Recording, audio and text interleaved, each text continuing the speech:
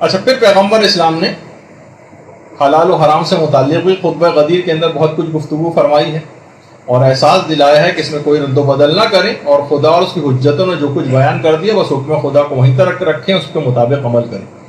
اور پیغمبر اسلام نے غدیر سے ریلیٹڈ جتنے بھی یہ گفتگو ہوئی ہیں اس میں امر بالمعروف اور نہی عن المنکر پہ خاص طور پر زور دیا ہے، اور پیغمبر نے جملہ ارشاد فرمایا کہ میں اس بات کو تکرار کے ساتھ کہتا ہوں، بار بار کہتا ہوں، تکرار کے ساتھ کہتا ہوں کہ امر بالمعروف اور نہی عن المنکر کو ترک نہ کرنا۔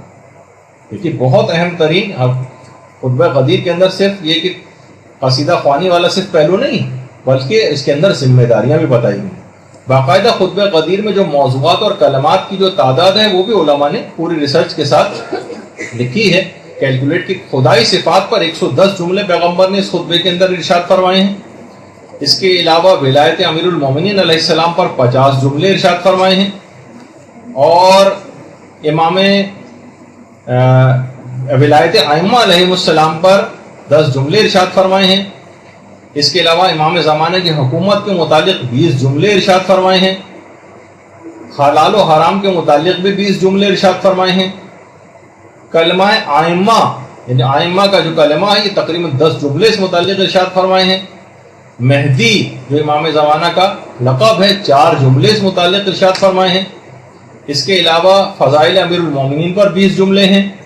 اسی طرح سے 50 سے زائد آیات قرآنی جو شاہد اور تفسیر کے طور پر اور تشریح کے طور پر پیغمبر اسلام نے جو اس خطبے کے اندر وہ 50 سے زائد ایسی آیتیں جو پیش کی ہیں، اور خود غدیر خم کے اس پس منظر میں واقع غدیر کے تقریباً 10 آیات قرآنی تو 10 سے زائد آیات قرآنی تو نازل ہوئی۔ ایک آدھ آیت صرف سے صرف لوگ واقف ہیں، لیکن 10 سے زائد آیتیں کم سے کم غدیر خم کے پس منظر میں نازل ہوئی۔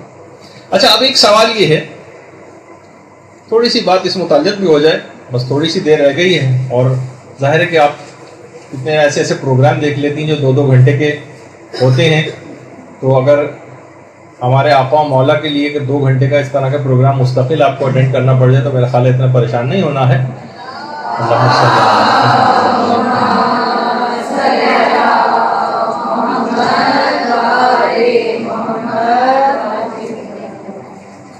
اچھا، کہ پیغمبر اسلام نے آخر بیعت کیوں لی؟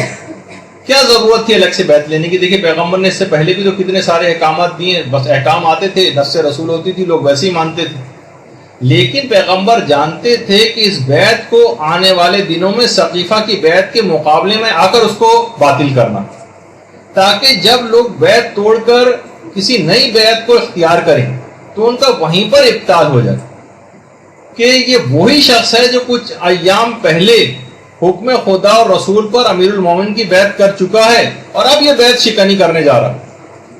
دیکھیے دیگر بیعتیں بھی جو ہوئی ہیں وہ الگ نوعیت کی تھیں، اس میں فقط چند افراد تھے جو یہ آپس میں ایک دوسرے کا انتخاب کر رہے تھے یا اپنی بنائی ہوئی شورا کے ذریعے انتخاب ہو رہا تھا، لیکن اس بیعت میں اور دیگر بیعتوں کے اندر زمین و آسمان کا فرق ہے۔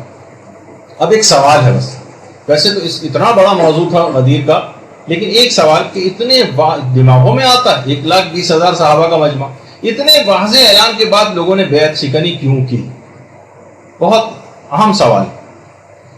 دیکھیے کیسے ممکن ہے، لوگ اکثر معترضین یہ سوال کرتے ہیں کہ 1,20,000 صحابہ کا مجمع ہو، اتنی بڑی تعداد میں لوگوں نے حدیث غدیر سنی ہو اور ثقیفہ میں کوئی اعتراض نہ کرے، یہ کیسے ممکن ہے؟ تو دیکھیے پہلی بات تو یہ ہے کہ لوگوں نے جو کچھ بھی عمل کیا وہ ایک الگ طرف ایک بات رہی جس کا بھی جواب آ جائے گا، لیکن یہ بات ایک طے شدہ ایک کنفرم واقعہ ہے جس کا آج تک کبھی کسی نے کوئی انکار نہیں کیا۔ تمام تفاسیر میں، تمام علم کلام کی کتابوں میں، تمام ادبیات میں، تمام تاریخ میں، احادیث کے تمام شیعہ و سنی ذخیروں میں اس واقعے کی تفصیلات سے یہ تمام کتابیں بھری پڑی۔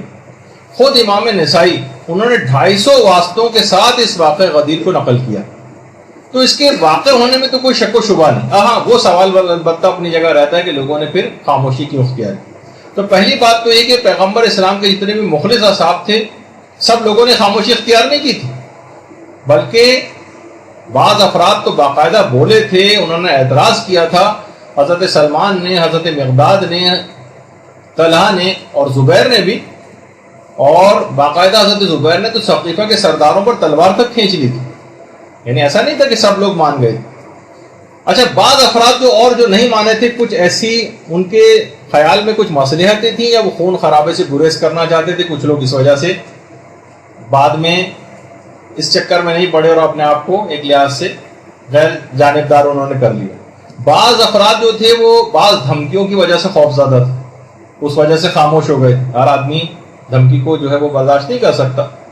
کچھ افراد کو کچھ فائدے مستقبل میں ملنے والے تھے اور امیر المومنین کی شخصیت اور کردار سے واقف تھے کہ یہ تو کوئی سا بھی فائدہ ہمیں ملے گا نہیں, ان کی عدالت سے ہم واقف ہیں, ہمیں تو کچھ ملنے ملانے والا ہے نہیں ان کے بعد. تو جہاں کہیں ان کو زیادہ بہتر صورتحال نظر آ رہی تھی اس کی طرف جا رہے تھے. علماء فرماتے بعض اتنے سادہ لوح تھے کہ ان کو سمجھ میں ہی نہیں آ رہا تھا کہ ہم کیا کریں. گاؤں دیہات والے اس زمانے میں عرب ہوتے تھے انتہائی سادہ لوگ. یعنی ابھی بھی آپ دیکھیں گاؤں دیہات میں جب الیکشن ہوتے ہیں تو ان کو یہ بھی نہیں پتا ہوتا, اس کا امیدوار کا نام بھی نہیں پتا ہوتا کس کو ووٹ دینے جا رہے ہیں. آج کل کے دور میں جو اتنا زمانہ ترقی کر چکا ہے اور وہ کہتے ہیں کہ جناب اچھا وہ فلاں نشان کے اوپر اور اونٹ گاڑی پر اور فلاں پھل کے اوپر اور سیب پر اور میز پر اور قلم پر کسی کو جا کر نشان دے کے وہاں اسٹیمپ لگا دیں.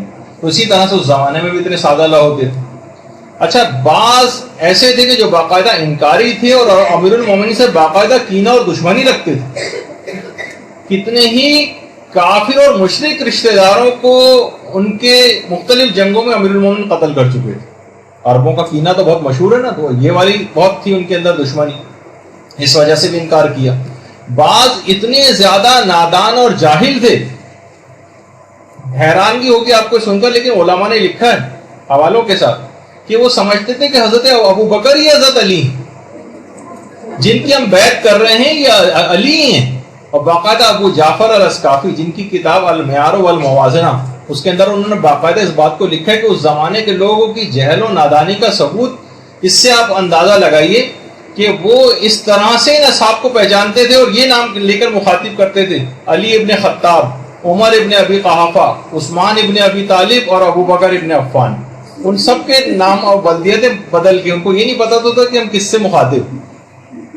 تو اس زمانے کی ایک یہ بھی وجہ تھی کہ ایسے افراد اور باقاعدہ بیعت لینے کے لیے بعد میں عربوں کے گروہ کو خطیر رقم جو ہے وہ دے کے بھیجا گیا تھا, جو کہ لالچ میں بہت سارے افراد نئی بیعت کو قبول کر لیں, اور کہا تھا کہ جو پیسے سے قبول کر لے وہ پیسہ لے اور جو پیسے کو قبول نہ کرے تو پھر جو ہے اس کے لیے ڈنڈے کو تیار رکھیں, اس کی مار وغیرہ لگائیں. شیخ مفید نے کتاب جمل میں اور شرح اصول کافی میں محمد صالح مازندرانی نے باقاعدہ اس بات کو بیان کیا.